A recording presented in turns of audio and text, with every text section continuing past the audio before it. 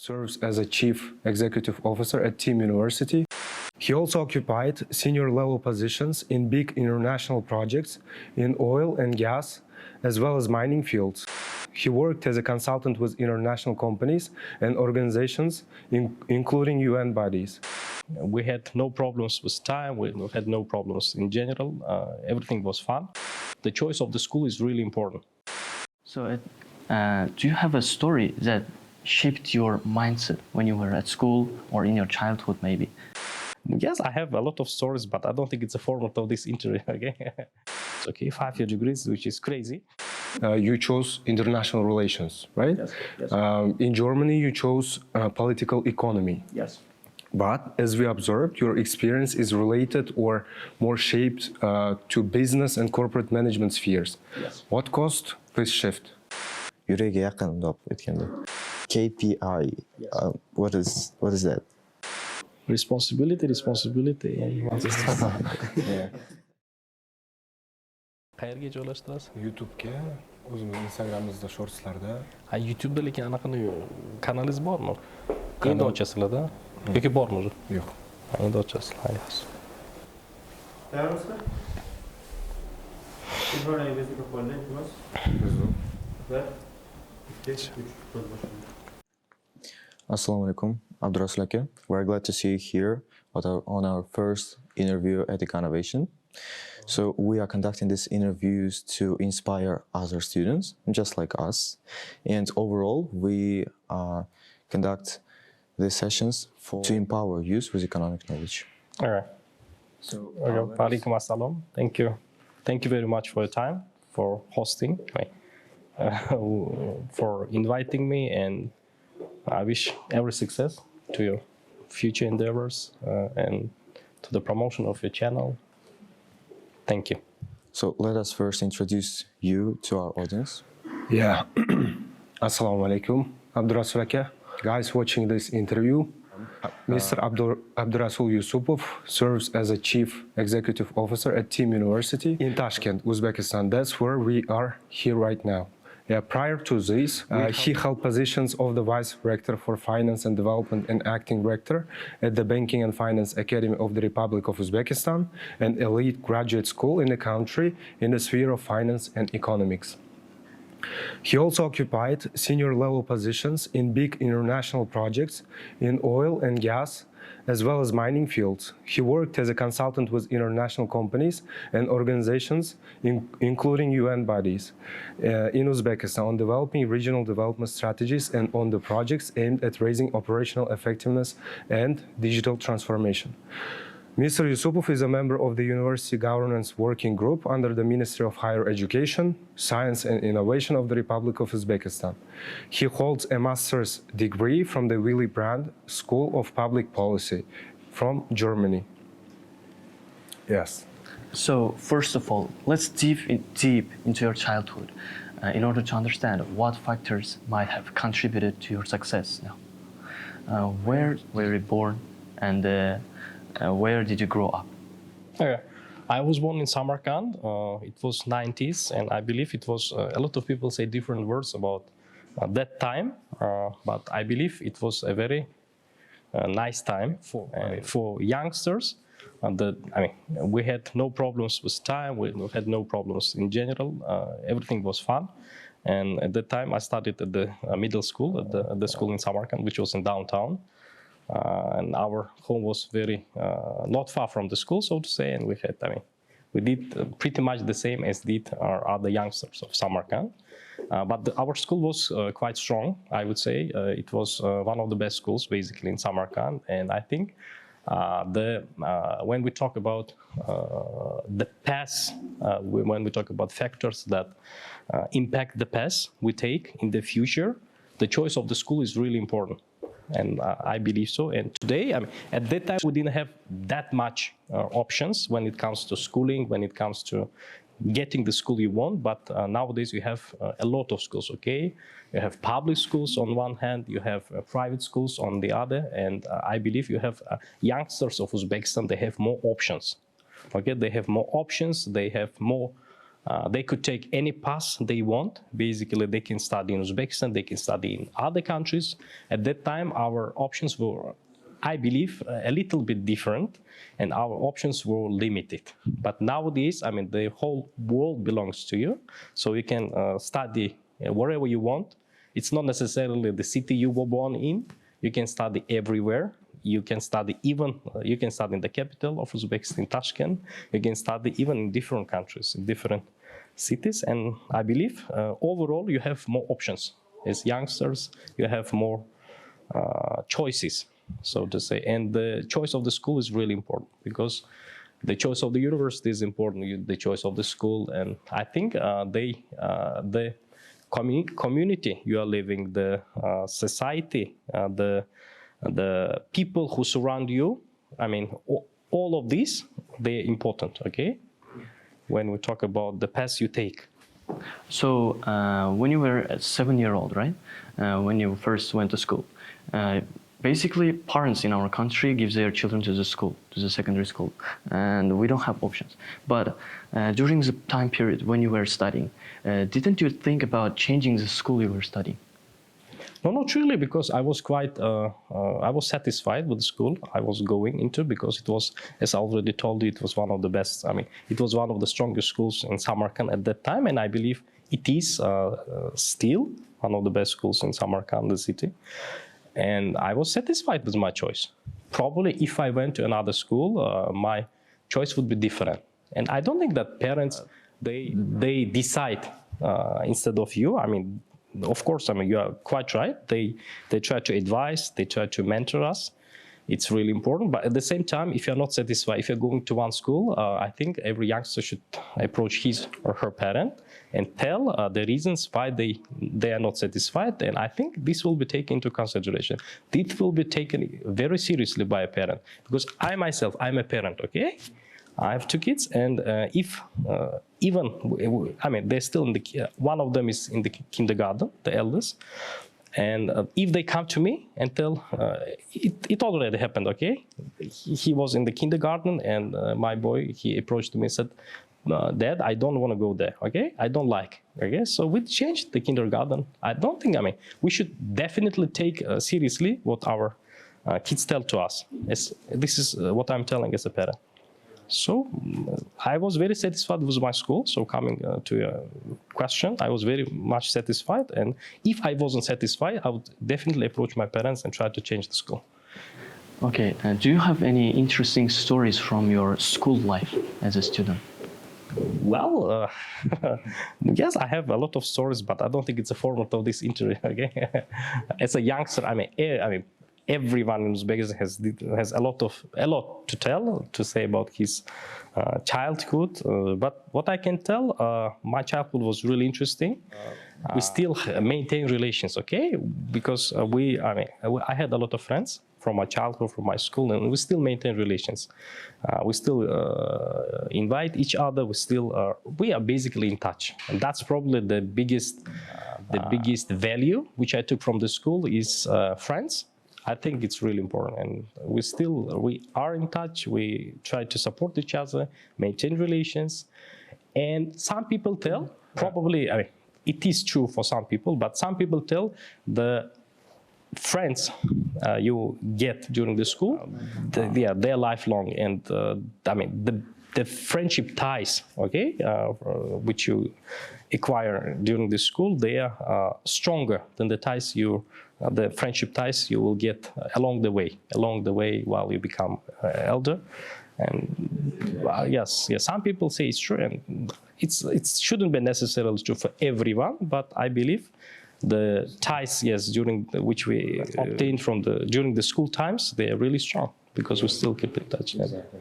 So, do you have a story that shaped your mindset when you were at school or in your childhood, maybe? Yes. Basically, yes, it was the university, the story which belongs to university, because when I was a schoolboy, I was in the 7th grade or 8th grade, probably, and I've heard about the University World Economic Diplomas at that time, okay? At that time, it was one of the best universities in Uzbekistan. Again, not a lot of options were present at that time, but I believe our university was one of the best and still is one of the leading universities in Uzbekistan. And we basically, I've heard that one of my relatives, he went to Tashkent, and he went to Tashkent. He wanted to apply for this university, but he was not successful. Okay, and so when I've heard about this university, about the programs it offers, and it was truly unique. Okay, because these kind of programs were not present. This kind of university was not present in Samarkand at that time. So when I heard, I told myself, so one day I'll be going there and I will be getting to that university. So I think the fact that I've heard about this university when I was a schoolboy, and the fact that one of my relatives was not that successful, I think they were, I think it was, I still remember this moment, okay? It was a strong, yes, it was a strong moment. That was the start of your path, right? Probably, yes, most probably, yes. So with that being said, we can move to our education. Right. So you stayed here in Uzbekistan, and did you have any options to study abroad, bachelor's degree, I mean?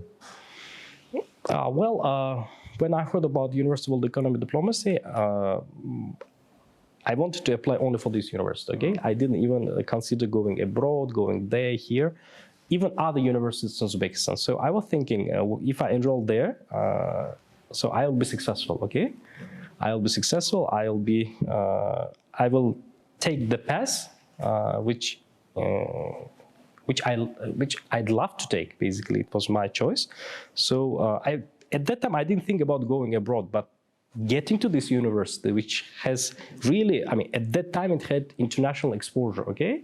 It interacted, it cooperated with different universities. The ambassadors were coming to our university on a regular basis, holding guest lectures, and we were also going there and here and talking to different people, and it was really exposed to the work of Minister of Foreign Affairs, because the university was established under the auspices of our Minister of Foreign Affairs. So I had internship there when I was a student. And so when I was exposed to all these kind of things, so I decided for myself, I came up with an idea that I need to go abroad to continue my studies, so to say, yes. And I didn't do this immediately because there is a concept which is really important, the concept of lifelong learning, okay? For example, if you analyze the past at that time, I'm talking about that time, if you analyze the past of people in Uzbekistan, of the youth, you would see the trend, okay? First, you go you apply to university, you get enrolled. After you finish, usually people opted for the master's degree, okay? Immediately after your bachelor level studies, and this is usually not the case when you talk about the youth in Europe, in the United States of America, other countries, because the concept of lifelong learning is really important, okay? What does it mean?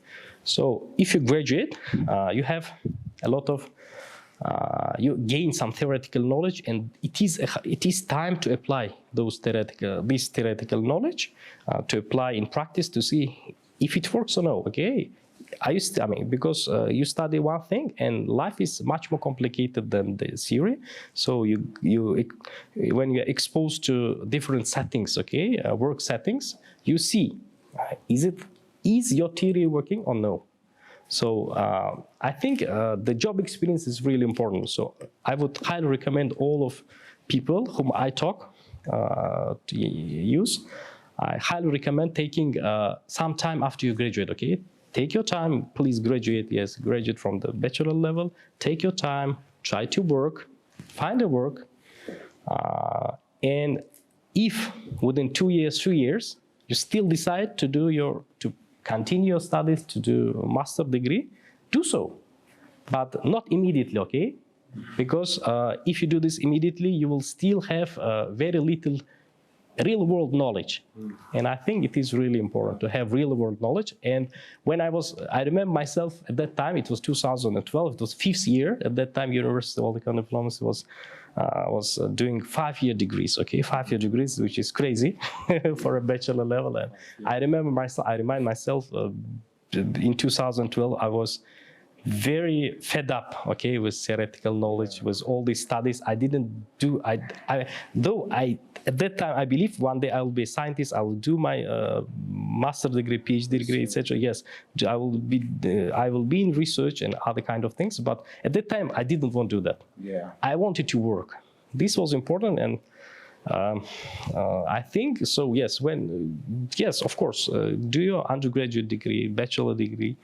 Take your time, start working, see, what is your real motivation? What is your purpose? What do you want to do in the future? Because in order to be successful in work, you will not need master degree or PhD degree, okay? Yeah. But if you want to devote yourself to the academia, if you want to devote yourself to other kind of things, if you want to do this into science. Yes, if you want to pave another way, then it is important, then you definitely need to do this. But yeah. Everyone, whoever graduates, needs practical knowledge. Of course. And that's the point. Yes, in addition to that, you could gain practical knowledge while you are studying. This is also very important. Doing internship, we also practiced these kind of things when I was a student, and I think it was quite successful. Yeah. The problem was that the optional internship, the mandatory internship was designed only for the 5th year, but people took optional internship, okay? During the summers, we went there and here and to different organizations, tried to work. I think it is really important. It was beneficial. Yes. Right? For your current. And for example, at Team University, we also have a lot of people who do internship, who work, and there is a statistic. We have a statistics of people who combine both studies and work, and I think they're successful because they gain something here. They come and take something for them when they are while being here, and when they go to real life, they try to apply what they know here, and I think it's really important. Exactly. You said that you said interesting phrase to check if your theory is working. After you graduated, did your theory work? Well, basically, yes, I was successful. I went to work for the research institution. So basically, all I studied at the university, I had an opportunity at that time to apply this in my practical work. So I was quite successful in doing that, I believe. But after 1 year of working, I decided I need to step up to the new level. And in order to step up to the new level, at that time I understood my knowledge was not enough, okay, so to say, okay. I saw this gap between my potential, so to say, from one side, and my current status at that time. And for that, I decided within 1 year, I was very firm in my decision to pursue my graduate studies. And then when I tried to analyze graduate studies in Uzbekistan, I was sure that I'll be going abroad, okay?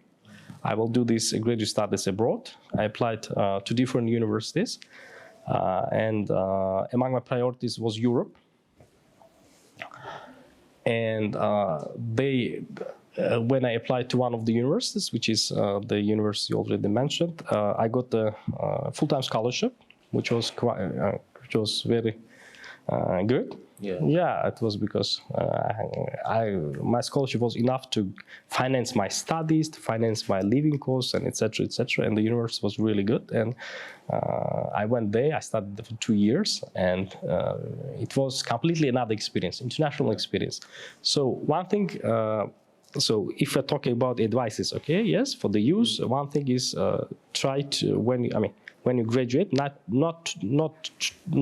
don't try to go directly after you graduate from one degree to another degree, but try to take time, work. And another piece of advice is international experience matters, okay? It changes everything. International experience is really important because you not necessarily get completely another kind of knowledge, okay? even this knowledge is present in Uzbekistan, but at the same time, international experience puts you in different situations, okay? Puts you in different situations. So analyzing all these situations, reflecting on these situations will increase your level of understanding, your view of the world. Yes, and it is really important. So you decided to study in Germany. Yes. So were there any options in Spain, France, or UK, which is really popular? Yes. At that time, yes, I had several options, but I loved Germany because we all know about the German character, okay? So yes, we all know about German discipline, character, and when I mean, thinking retrospectively, I was exactly searching for these kind of things because, as I already told you, you don't really go to you don't really go abroad only for education.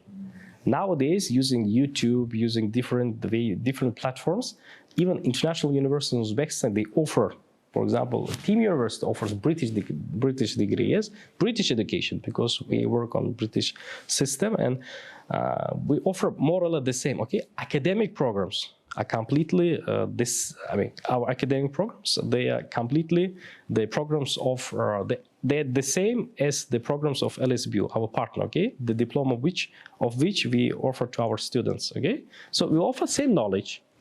We offer knowledge, we offer skills, okay? We more or less, in this regard, we are more or less successful, and we do the same as our partner does in Europe. But what we cannot offer, the experience, okay? Yeah. And international experience is really important. And for that, I decided to go to Germany to see how it works within, okay? From within. It was really important, and I had several insights, and it was a life-changing experience for me, going there and study there. And one interesting part, why political economy? Well, because I was always interested in political science and at the same time economics. And political economy is the discipline that is at the intersection of two disciplines, okay? Yeah. And from that point of view, for me at that time it was really interesting, and I applied for that. And what's more, this kind of disciplines, and for example, if you want to do MBA, or if you want to do something, some different degrees, okay? I think Britain is a good choice. United States is a good choice. But if you're thinking about this kind of intersections, right? Yeah, degrees, Germany was a good option. Yeah. Yeah. They're very strong in these kind of disciplines. Is the education system really similar to one in Uzbekistan? I mean, you mentioned that they are pretty similar, but what was your experience? I mean, education, the process, the assignments? Well, at that time, I mean, it was completely another world, okay, at that time. But nowadays, I mean, these boundaries, I mean, we're moving these boundaries, okay? So nowadays we offer in Uzbekistan, British degree, German degree, Spanish degree, everything, okay, almost everything. But at that time, there were only public universities present in Uzbekistan. Only one international was there, which was two universities, yes, Westminster, if I'm not mistaken. Westminster was there. And the level of academic freedom, okay, the level of academic freedom was at another level in Germany. And what I mean by academic freedom, the freedom of students to choose their own subjects, okay? Mandatory, optional, it was not present at that time in Uzbekistan. And nowadays, I mean, everything is present because we also adopted the credit modular system of European countries, of European higher education system, and it is also present in Uzbekistan. But at that time, unfortunately, that was not the case. If you analyze my experience with what's happening today, yes. But at that time, it was completely another level of academic freedom, completely another level of academic experience. I see. And In what kind of activities you were enrolled during your master's degree? Did you start some projects? Yes. First of all, the degree was. If you're doing a master's degree, that's basically another level. Okay, if you're doing undergraduate degree, it's another way of teaching. If you're doing master degree, it's completely another way of teaching.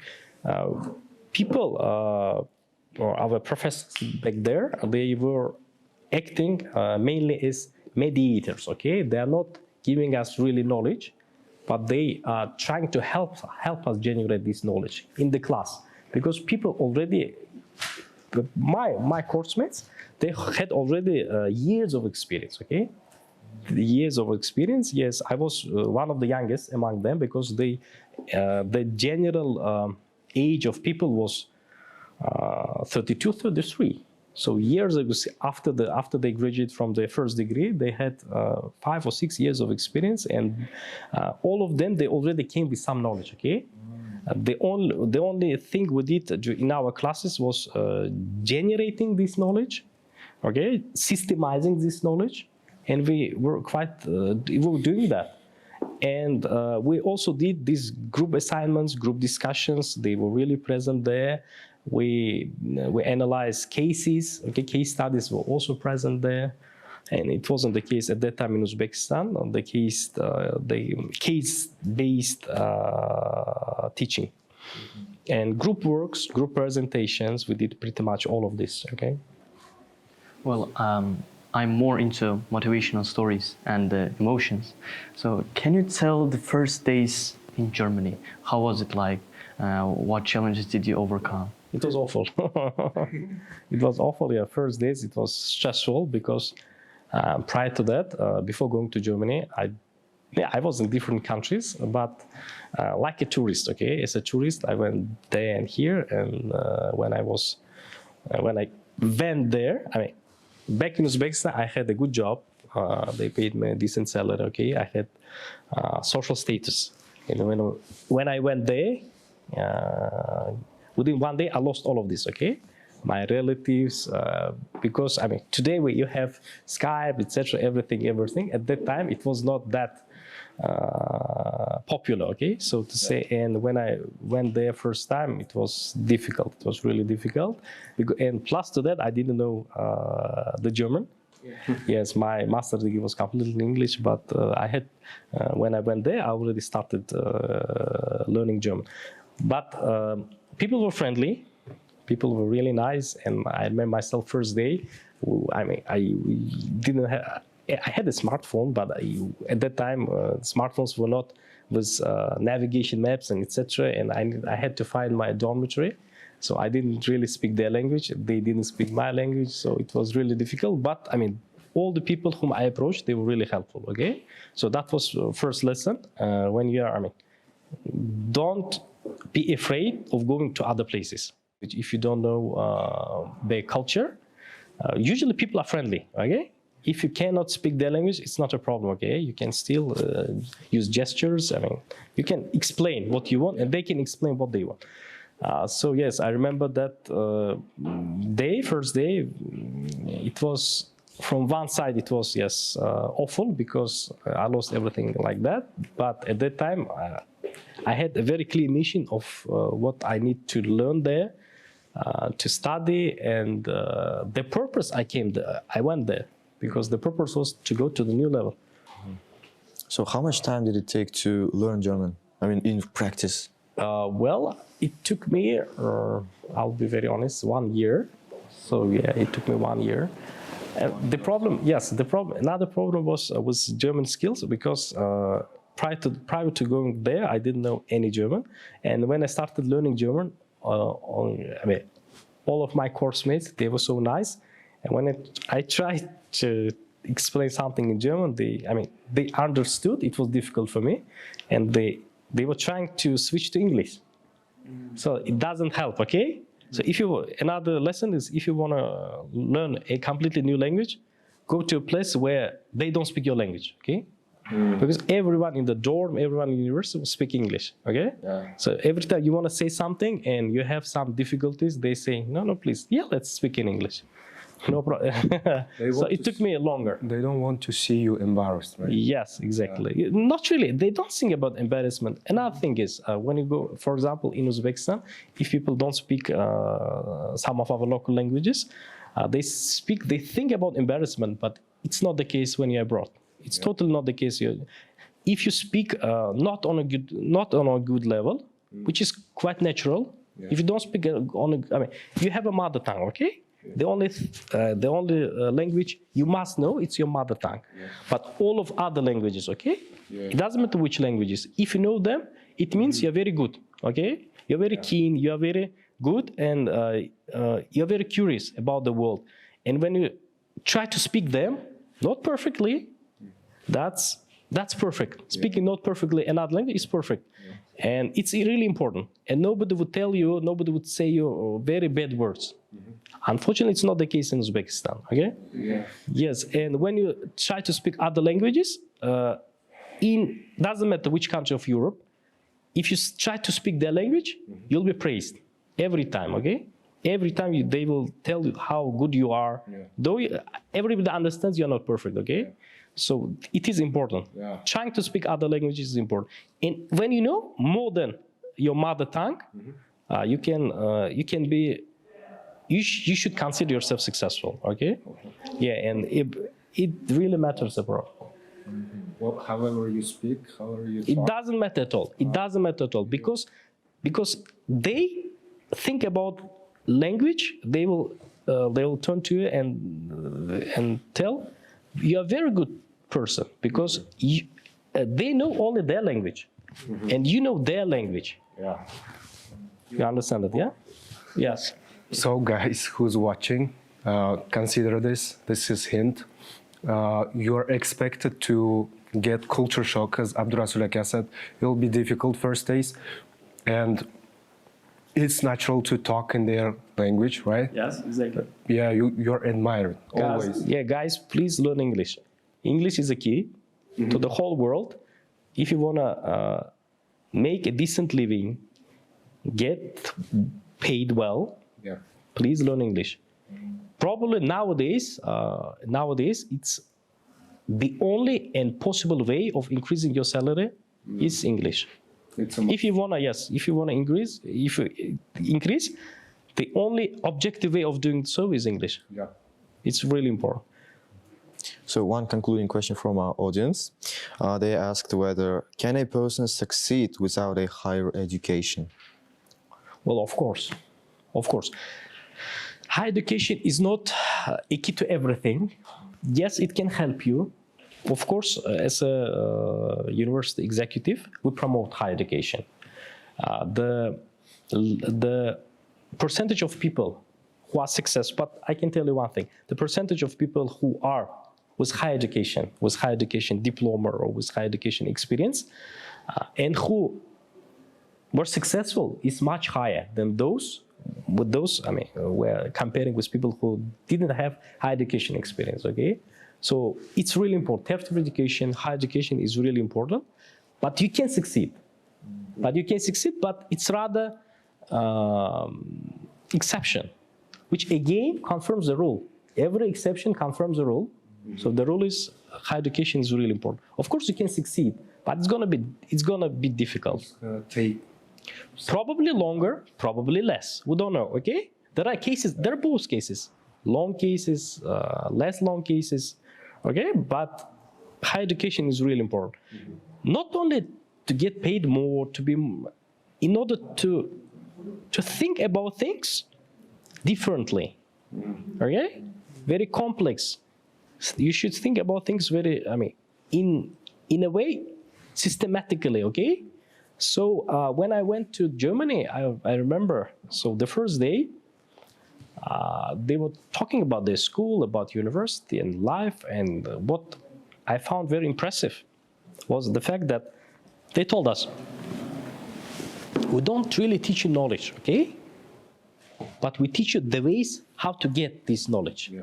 The ways of getting is important because knowledge is, knowledge obtained in 2007 will be completely different than knowledge which is obtained nowadays, okay? Less relevant, but at the same time, if they teach you the ways how to get this knowledge, so these kind of skills, they will be relevant forever. That's really important. This is what higher education can get you. Of course, there are different schools, different universities, and if you're choosing, I know all of you, you are in the process of choosing university. It's really important choice. It's really important choice.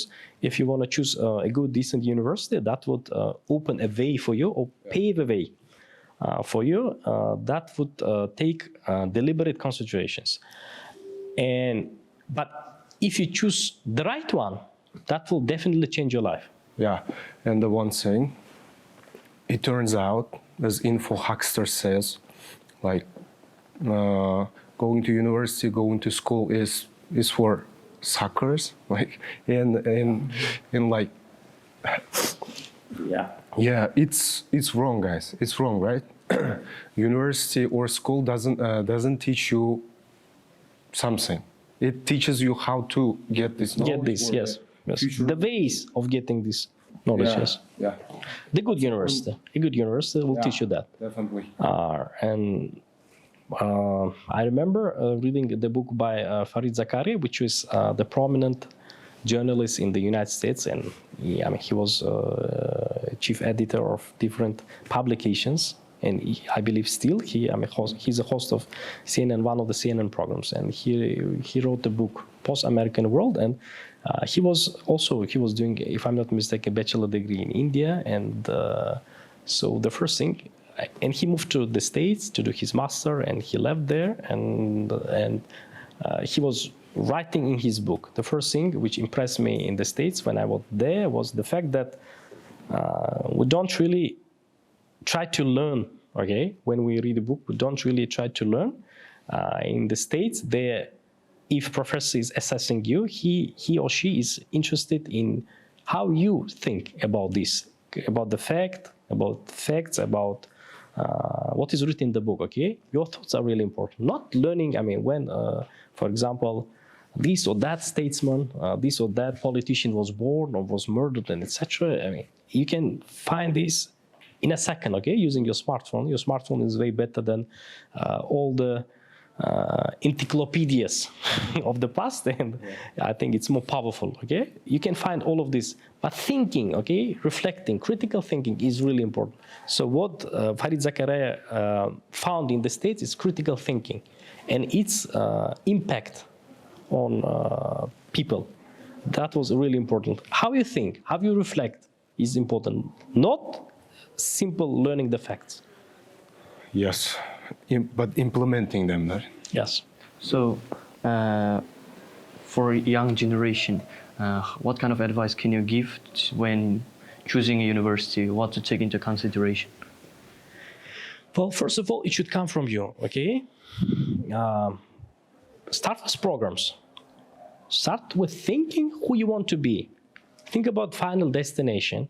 Mm-hmm. It can change during your life. No problem with that. Usually people, when they enroll at the university, they want to be someone, but they end up being another person. End up with another profession, which is completely, fine. No problem with that. But start about who you want to be in the future, okay? What you want to be, who you want to be. What is your value, okay? What do you need? What do you want to be? And when you figure out that, you'll find a very wonderful university, okay? You will find, if you know at least the major features of that, you will start searching the programs. When you start searching the program, you will encounter a lot of universities. And you will start thinking, so, okay, this university had this program, the B university has another program. So, but am I really interested in University B? I truly believe for me, a University A is way better because of that and that and that. Okay, start from the final destination. Yes. Try to visualize what you want to be. What really makes you happy, okay? What do you want to be? I knew what I want to be. That's why I entered the University of World Economy Diplomacy. Yeah, exactly. That being said, your senior education had seemed to lead you to a political career, right? At that time, when you applied to United World Economics and Diplomacy, you chose international relations, right? Yes, yes. In Germany, you chose political economy. Yes. But as we observed, your experience is related or more shaped to business and corporate management spheres. Yes. What caused this shift? Well, that was not really shift, I would say, because as I already told, my degree was at the intersection. It was very interdisciplinary. What does it mean, interdisciplinary? At that time, in Uzbekistan, it wasn't really practiced, interdisciplinary degrees. It means in order to, the goal of the science is to explain the world, okay? Explanatory function of the science is really important. And in order to explain the world trends, in order to explain what's going on in the world, you need to approach these facts from different angles, so to say, from different perspectives, from different disciplines. And if you're studying, doing that, for example, only economics, you'll explain the world, what's going on in the world, only from economic point of view. But I had a very interdisciplinary program which basically approached all these issues, challenges we faced from different angles: economic, political, sociological, and etc., management. And when I remember I told you that they didn't really teach us knowledge. Yeah, they taught us knowledge, but at the same time, what was really important and remarkable about that degree was they taught us the way how to get that knowledge. And in order to do that, they had to teach us some basic skills, okay?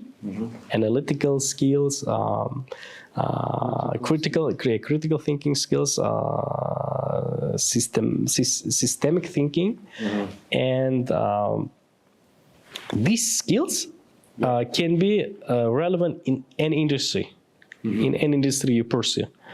So when I came back in Uzbekistan, at that time, it was completely another time, okay? At that time, it wasn't the best time to start entrepreneurship, for example, okay? At that time, yes. Nowadays, it's really easy, okay? You go to internet, you fill in the application form, you pay money, and wow, yeah, the business is there. But at that time, it wasn't that easy, okay? So when I came back to Uzbekistan, what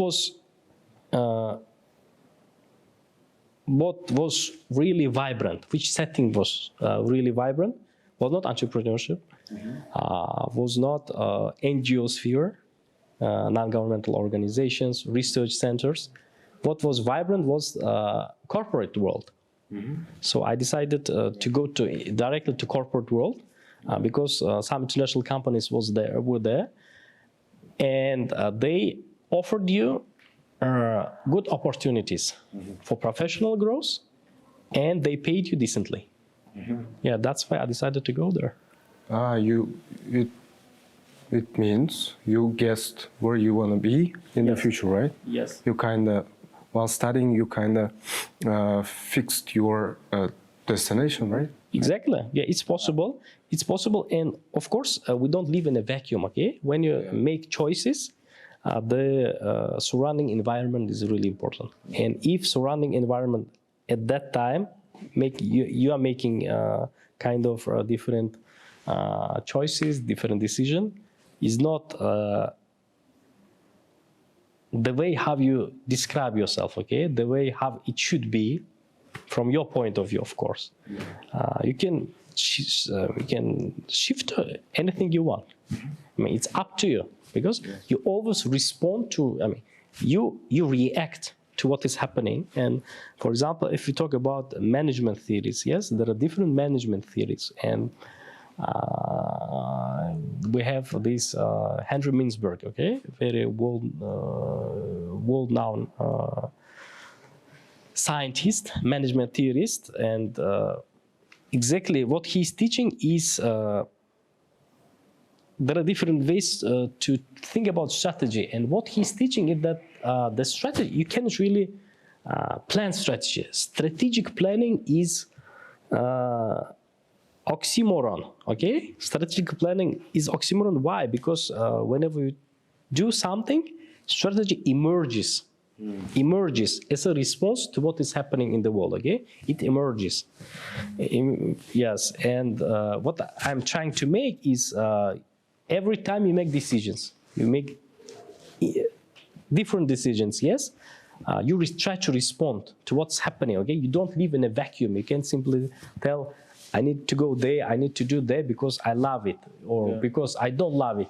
No, I mean, you take your decisions, you take your decision taking into account what's happening in the surrounding area, okay? Planning, and there's one thing, somebody loves planning, somebody says that I don't plan because everything changes. Yes. But this thing, plan till something changes, right? No, not really. Yes, you should plan. Of course, you should plan. I mean, you should plan. There is a very famous saying, planning is everything. Yeah. Plans are nothing. Yeah. Do you understand? Planning is everything. Planning is a process. It's very important. But plans, they usually don't work, okay? Yeah. Yeah. It doesn't mean that you should not plan anything. Yeah. Quite the opposite, you should plan. But sometimes not everything goes as you want because environment changes, okay? Yeah, and whenever something changes, you need also to change plan, right? Yes, and you need to react to adapt. You need to be flexible. You need to be very flexible. Flexibility is what is taught, for example, in a lot of business schools. Okay, flexibility is a very important skill. You need to find balance between stagnance and what? Flexibility, right? Yes, of course. You need to be, when needed, stagnant in your decision, Yes. and then flexible whenever needed as well. Exactly. Yes. So, and I'm really curious about your working experience. I mean, what position was the most meaningful to you? Yüreğe yakın деп etkende. Meaningful. Well, the current position. Well, every position left something with me. Every position taught me something. Okay, every organization taught me something. Every organization, every project I worked in was really important. Was a school on its own. Was a school for me, and it was. I mean, all of them they had powerful impact. Very meaningful impact for me, but the current position is where I am a CEO of the organization, and where I can, I believe, bring more value to the organization, to my professional development, I believe, and to the people who surround me. Okay, so and as I was researching your previous experience, I was really interested in some projects you launched. For example, I Beat Uz, and could you please elaborate on this project? Yeah, I can tell about this project, and it was supposed to be a startup. We basically there were two people, me and my co-founder, and we also when I was working in the corporate world, when I was hired by a company. So I will tell you how the idea came to me. And when I was working for the company, I worked cross-functionally. So what does it mean? I worked as part of different functions, different divisions. Yes, and I analyzed key processes from different perspectives. Okay, because there is a hiring process. Yes.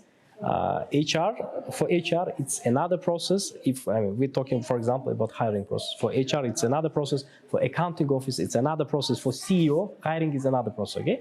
If you analyze one process within different angles, you will come to very interesting conclusions. Okay. And when I worked within as part of different functions, as part of different divisions, I saw what was lacking in the market at that time, and we co-founded this project with my partner, and we registered the company, we built our website, we did first sales, and when I was trying, at that time I was trying to quit my job, because so I wanted to do this full time. Okay, I understood that it was time, okay, to change my path, to start this project, to move, not to start, to move this project 100% full time. I had another invitation, let's say from another very ambitious international project, okay, and international from another company, and it was, If not secret, can you tell us? Well, much of this work is under non-disclosure agreement, but okay. It is the largest company in Uzbekistan. It was and still is the largest company in Uzbekistan, and given the unprecedented scope, okay, of challenges, scope of work, there was created a pool of local and international experts to transform this company to this enterprise. And it was at that, you see, so I decided to move to my own project, and all of a sudden another invitation came. And at that time I decided, for me it would be better if I will be part of this project, because if I can be part of this project, this kind of thing, they happen like once in a lifetime opportunity, okay? The possibility of trying, being a team member, which is responsible for transforming the largest company in Uzbekistan, I think it's already a challenge, okay? So I took this challenge, and unfortunately, my co-founder, he left to another country. So we had to close at that time the project, my own project, and I moved to another city and spent there. I thought I'll be spending 1 year, but I spent much more than 2 years in that company, within that international project. And it also, and I don't regret, because I made the experience was really valuable, because as a project manager there, the resources they gave to me were really impressive, and not everything we could achieve, but there were different factors of not achieving that. But still, I think something we achieve, something we don't. This is always happens, okay? Some things, they're easy to do, like you have quick win. Something is not that easy. It's also part of life, okay? Yeah. From your experience, we see that you were good manager, good chief executive officer. That's why you were invited to that prominent companies in Uzbekistan, right? Yeah. So let's dive deeper into corporate management stuff. And I was recently reading this book called "It's Not About Coffee." Howard Schultz. We're talking about how he himself managed the company, the Starbucks, worldly known, Yeah, they are not disclosing, actually. I'm reading, it's, easy, but they're not disclosing the hierarchy. Can you tell, for example, imagine you're talking to a high schooler. Our viewers, mostly high schoolers. So, what corporate management or this hierarchy of CEOs, COOs consist of? What does this corporate management world, main parts, what are these? You mean I mean, after you, who stands? organizational structure? Yeah, Organizational structure is very unique because every organization is unique, okay? So every organization has the organizational structure it needs at this point of time. It's not something which is written in stone. Sometimes this can change, okay? So for example, if you were very successful in operating company with 20 people, okay, with one CEO and linear staff, 20 people, that's one thing.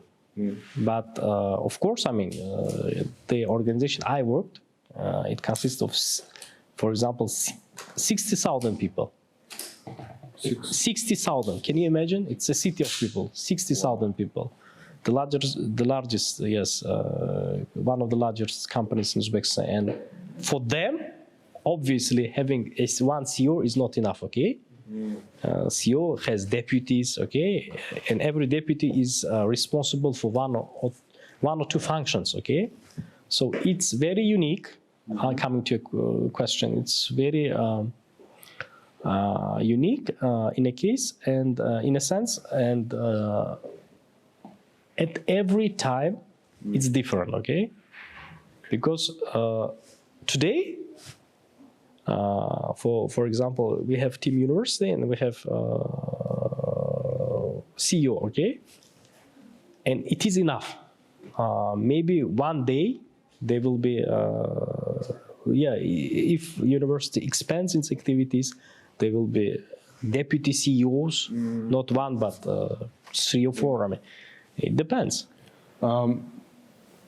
Isn't there a standard vision to understand intuitively what corporate management, what CEO does, what after CEO people does, how you manage the whole system? How is it it can be understood?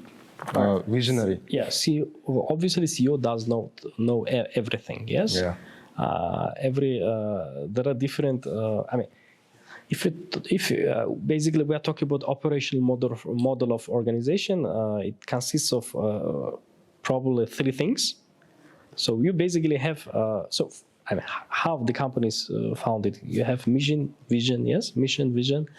You have a strategy, and 3 components of operational model, which is people, processes, and technology. Okay, Yeah. and all of them they're integrated by management. By management and interaction between these components, okay, so to say. And there are also, when we talk about processes, different processes, yes, different types of processes within organization, main and support function, okay. If, for example, we talk about our organization, our main function is teach people. Teaching, yes, teaching is main function. And when we talk about supporting function, all other functions, they're going to be support. HR function, yes, IT function, procurement function, finance function, all of them, they're support functions of organization. In order not to lose the will, in order not to lose the will, so to say, we need, I believe every organization has KPI model, okay? Some metrics that help you track the organizational progress, effectiveness, and etc. So I have a question. So you mentioned KPI. What is that? KPI is a key performance indicator that I already told helps you to track to see if our organization is doing well or no. So, for example, when we hire people, we are interested in hiring the best candidates. And if best candidates come to your company, come to your organization, you are very much interested in keeping them, making sure they not go to other places, yes? Yeah. And for HR, the biggest KPI for every human resources function, the biggest KPI would be probably personnel, staff, turnover, okay? So that if, for example, 10 people came, 10 good qualified people came to your organization, you're free to set any KPI, but more or less, not to lose more than 10% would be a good KPI for HR, I believe. Okay, so what does it mean? 10 people came to your organization, you are very satisfied, yes, with their performance, so you need to keep them within your organization. So if 9 people remain at the end of the year, so that means your KPI was achieved. So basically it's how the percentage of people staying in the company. Well, KPI can be different, yes, and for every, I believe, for every function, 5 or 6 KPIs is more or less enough. 5 or 6 for, but how do you get KPI? It depends on the organization, its goals, okay? Organization has its mission vision, as I already told you. It has a strategy, how to achieve to that goal, yeah? How to achieve to that mission vision. And all these goals should be turned into KPI of concrete members of your team, okay? Yeah. For example, if the goal of the organization is to get to become the leading supplier of, for example, water by 2030, so this main goal should be turned into KPI of exact people, of members of your team. Okay, in order to produce a very decent water, what do? You have different functions, okay? You have the people who produce this water, so you need to turn this main goal to their KPI, okay? So what they do, they should produce the water of the same quality for many years, yes, and you should, if they produce same quality water, yes, high quality water, and they don't change the quality, so their KPI will be producing water on a very high quality. So plus you have a marketing function, yes? That basically you have sales who will be selling this water. So their KPI would be increasing the sales of this water on a quarterly basis, for example, 10%. Yeah. And by this, by turning into exact KPI, exact people, yes? Sales, marketing, production department, who else? Who is producing this water? So even HR's KPI will be keeping these guys who produce this water, yes? Yeah. And based on your telling, you set that mission. Yes. And you structure that KPI and scatter it along your workforce, right? Exactly. And the KPI, Every goal of the organization should be drafted as an KPI of a concrete, of an exact person. If it's not so you will never reach the goal you have. Yeah. Okay. Particular destination. Yes. And you scatter it, the KPI, you set to particular person to perform more. Yes. And you incentivize them. Right? Yes. But KPI is put beyond standard criteria, right? For example, one worker does 10 things a day, but your KPI is set, for example, till in the end of the month, you need to if you perform 15 bottles, I will incentivize you. Yes. Right? That's KPI, right? Or incentives is another part of thing. If you achieve KPI, or you don't achieve KPI, you can be whether incentivized or the opposite. Yes. All right. So yes, the performance indicators: increasing sales by 10% quarterly, or producing the water of same quality. Yes. Or maintaining the key personnel within the company, or in order to produce bottles, we need to produce water bottles. We need to procure bottles. Yes, procuring enough quantity of bottles also on a quarterly basis, on a yearly, doesn't matter. Yes, they are indicators. But what you do with these indicators? Do you simply track them? Do you simply see them, or you give bonuses? Of course, the best way will be to give financial incentives, because as we know from the economics classes, yes, people respond to incentives, okay? So yes, incentives, they're can be part of KPI system, can be not part of the system.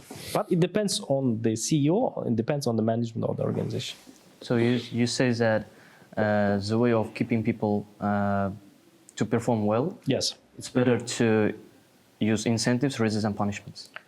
Exactly, exactly. And incentive can be not only material, moral. Why not? Sometimes it works, and it's really important, powerful tool. Usually, management don't really say this loud, okay? And I believe if the person is doing well, if the person is performing his or her functions well, he has to be praised, yes. And we need to say it loudly so that other people will listen. And I think that's a good way of motivating people. But do you think punishments also make people work better and match the deadlines? Well, it depends, okay? It depends on the situation. I personally don't like this instrument. I don't like this instrument, and being as a senior executive member, being a CEO, and in other my capacities, when I had this resource, I used it only once, and I used it today. Yes, I used it today, and I don't like this kind of thing. Yeah. But sometimes it's not necessary. It's necessary because people may forget their responsibility. Yes, and sometimes I believe it's unavoidable, so to say. If something happens several times, okay? Yeah. First time you forget, second time you forget, but if it happens more than 3 times or more, I think. Yeah, you cannot just fire that person. Yes. Find an alternative. You need to somehow punish it, test it. If it maintains the work they are uploaded, then you'll keep it. Yes, and at the same time, I believe it's for the benefit of the person himself or herself, because people start thinking about the responsibility, because if people bring financial problems to organizations, that's not good, okay? So do you put some precise incentives or criteria to get an incentive to your employees? I mean, for example, if you do this additional, you will get an additional bonus of this. Yeah, it depends. Amount. It depends on the task they need to implement. Coming from this, I tell this in the very beginning. If you do this, yes, we can consider the bonus of that. And usually in every organization, I'm not talking about university at this point. Every financial commercial organization, they have sales division because they need to sell something. If you produce something, you need to sell, right? Yeah. And usually sales guys, marketing guys, they receive bigger salaries, okay? Because usually their work is based on KPI, how they perform. Yes. They have this fixed amount, yes, and they have a permanent amount, yes. Yeah. And if they overwork, then they are given some bonuses. Yes, exactly. And last time we were talking with the founder of Korzinga, Mr. Zafar Hashimov, and he was talking about his organization. He was telling that they also have this bonus system for their marketing and sales people, and usually they get good salaries there. Definitely. They get customers? Of course. Why not? Yes. So, talking about your current experience, current workplace, what's the most challenging part of your work? I mean, you work with people, students, they tend to disobey, and also teachers. This workplace is really needs a huge social interaction. So, what are the most challenging parts here? Yeah, as you told, because this interaction, they require a lot of energy, I believe, keeping efficiency of your work. And after all these interactions is really a challenge, I believe. You should also not forget that people have families, okay? After we go home, we need to have to find some time for our families. So I think the challenge is work-life balance, okay? Work-life balance, because sometimes when you are a head of organization, you need your responsibility is what matters, Yes, because you feel responsibility. Okay, you feel it was every part of your scheme, so to say, and sometimes it can be overwhelming. And when you go home, it's difficult after all these interactions. After you went there and you talk with these people, that people, it's sometimes it's difficult to find time for them. But I usually try to do this, even if I'm tired. Even if I go home late in the night, I try to find time for my family. I believe for every person, family is a priority. And usually Saturdays and Sundays, I try to spend only with my family. So a personal question, talking about the overloading. How do you often work extra hours in your current position? So you're CEO, much responsibility. If you are a CEO, working from 9 to 6 doesn't work. All right? Yes, it doesn't work because even if you go home, you are still working. Yeah, you're still working and working. And for example, if there is a task, if there is something that needs to be done, you are doing this on Saturdays and Sundays. And usually my work does not start at 9 and does not end at 6. But this is the inevitable part of my job. This is something, which pretty much everyone does. There is good things about my job, probably. So I think good things about my job, they are more. Okay.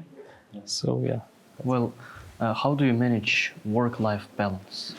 As already told, I try not to work on Saturdays and Sundays. Not always this happens, but I try not to work on Saturdays and Sundays. And when I go home, I try to spend my time with my kids, my family, with my wife.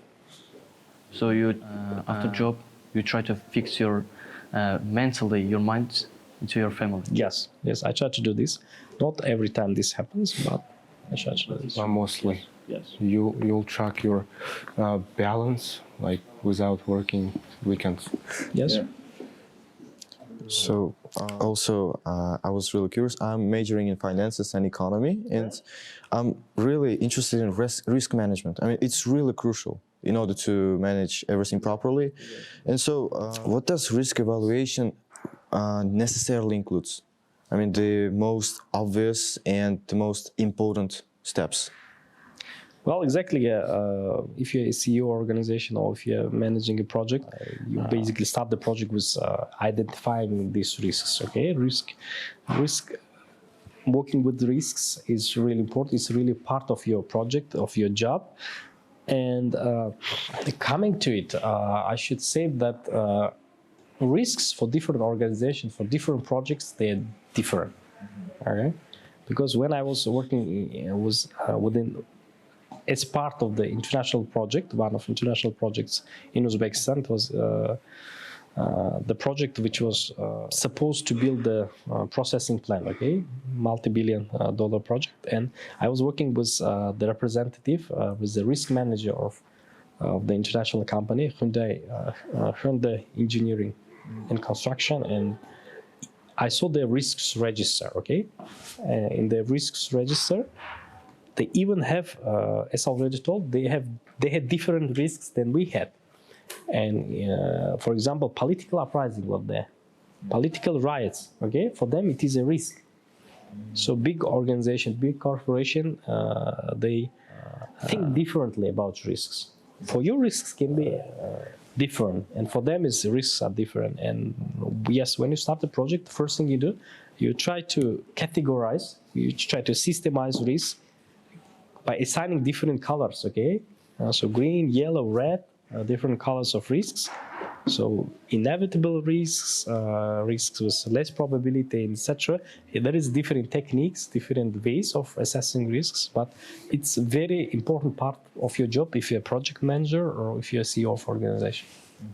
You have to say exactly what might be a risk. Exactly. Yeah.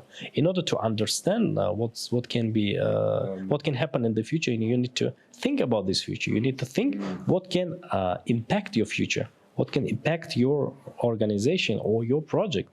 And there are different, as I already told, different categories of risks, okay? Yeah. For example, With high probability, less probability, no probability, but still it is a risk. Yeah. I mean, if it is 0% of probability, 0% dot one, it's a risk, okay? If when yes, I was telling your colleague, like Hyundai engineering company, engineering and construction company, for them political uprising, political right was present in the risks register, okay? Because they invest in different countries, okay? They invest in different countries, different sectors of economy, and in Africa, in very unstable countries, they assess political stability there before making investment. And after making investment, after starting the project, they still assess this risk. Yeah. So always bear in mind, yeah. Yes, yes. For example, running out of money or Exactly, lack of financial resource, very big risk. big risk. Yes, when you start a project, for example, should be always there. But for some companies, it's less risk. It's still a risk, but it's smaller risk. I mean, who have Popular, right? yes, big companies, big corporations. For them, this project is a priority, and they have less risk in generating financial resources. Yes, less risk. But for some projects, if it is a startup, fundraising, yes, raising funds is very big risk. Do you yourself like to make risky decision suddenly? Yeah, acting or waiting for a perfect moment. What's your strategy? Well, I take deliberate actions. I mean, when usually I think twice. I try to think twice. When it comes to these very not important decisions, okay, like everyday decisions, sometimes I try to take risks. For example, not going this road but going that road, and I don't know. I mean, where it will get me, but still I take another road, and we just joke, okay, with my wife. I say, yes, I will risk that, okay. I don't know where it will bring me, but I'll take that one because I don't want to go the same road every time, okay. It's a part of everyday risk. But when it comes to important decision like going somewhere, moving your house, okay, moving your place where you live to another country or something like that, it takes deliberate thinking, first of all. And what I can tell, if you wanna, I mean, you're youngsters, yes, you're youngsters, and you have time until when you are 30, you are less risk-taking.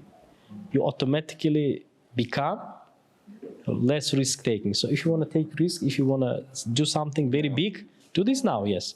Because when you're 30, when you have a family, you will automatically become more conservative, so to say.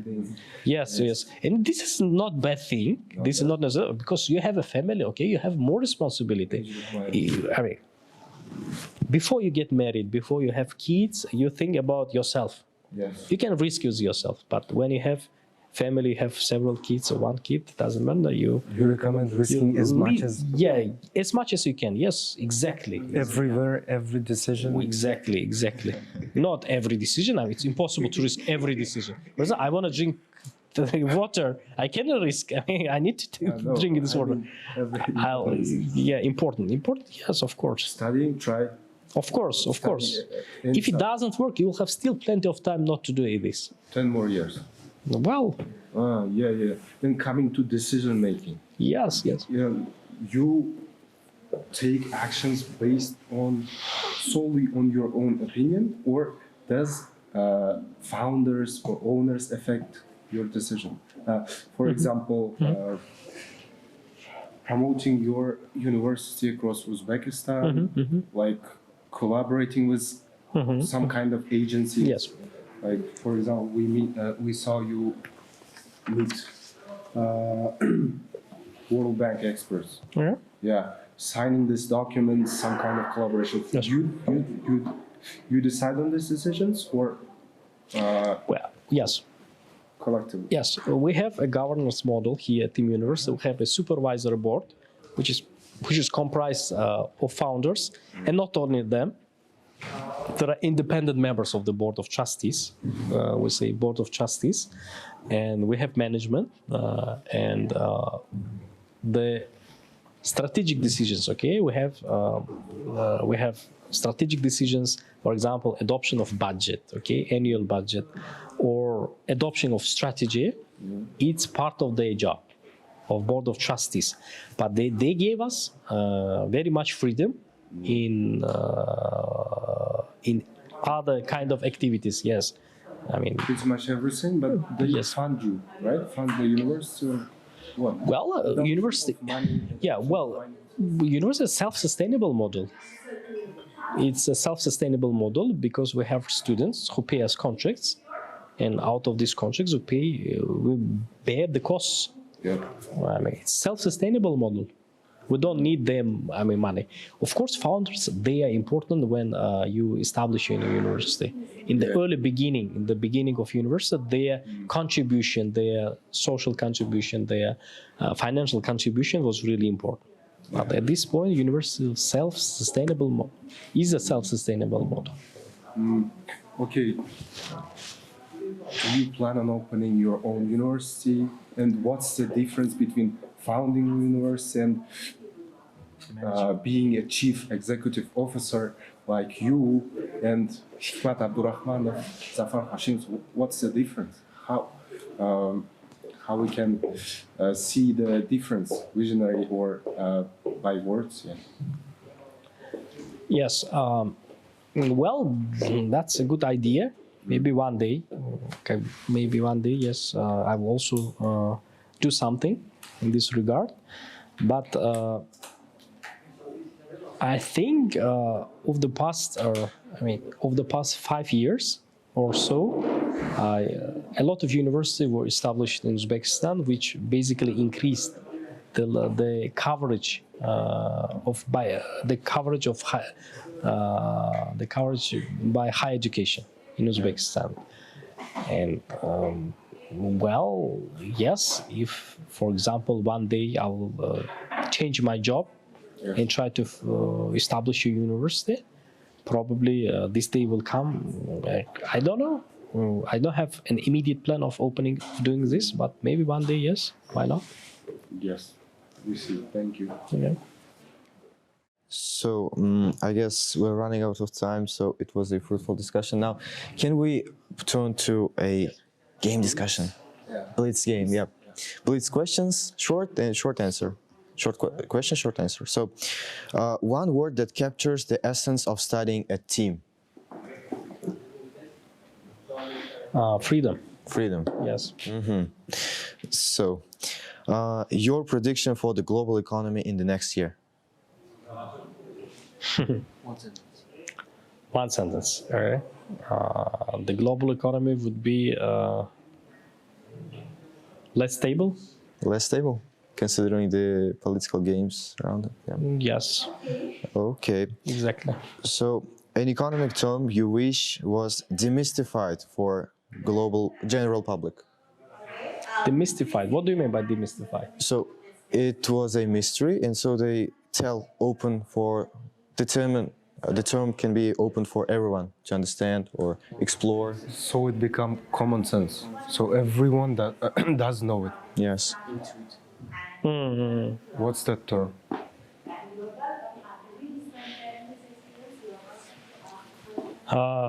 Well, if you talk about Uzbekistan, it's импортозамещение. I forgot this, how it's gonna be in English, but Changing imported products to our own, nationally grown. yes, exactly, because two notions were conflicted with each other: export-oriented economic model and импортозамещение. And before 2016, we were trying to push this импортозамещение, and eventually didn't work out. And if we talk about international experience regarding that, we could see this much earlier. Okay, we could see this. It was international economics of Paul Krugman, which is basically the Bible for every international economist, and the politics of this kind of politics, they inevitably led to catastrophe in countries as China or other developing countries, okay? And we should push what we are doing today. Basically, we're pushing for export-oriented economics, which is, I think, the right way for developing countries, Uzbekistan. So the next question: a day in the life of the CEO of team in 3 words. Responsibility.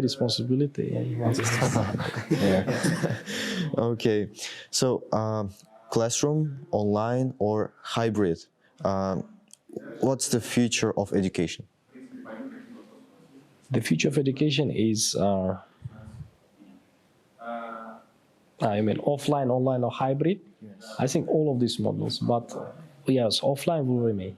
Offline will remain? Because the university has different functions, okay, has different tasks, and one of the functions is socializing people.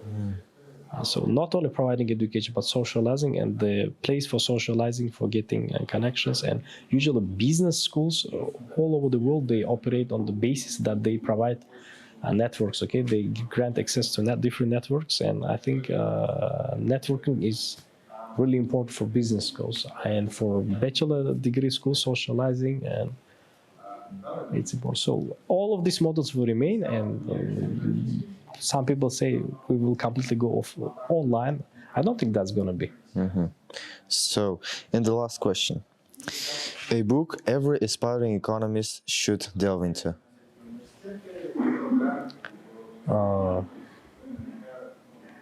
International Economics by Paul Krugman. International Economics by Paul Krugman. Paul Krugman. Okay, that was a suggestion for our audience. Please consider this. Okay, thank you for joining our interview, and we learned much from our discussion. So, thank you. Thank you. Thank you for your time, Abdurasul. Thank you. Thank you for coming. Thank you.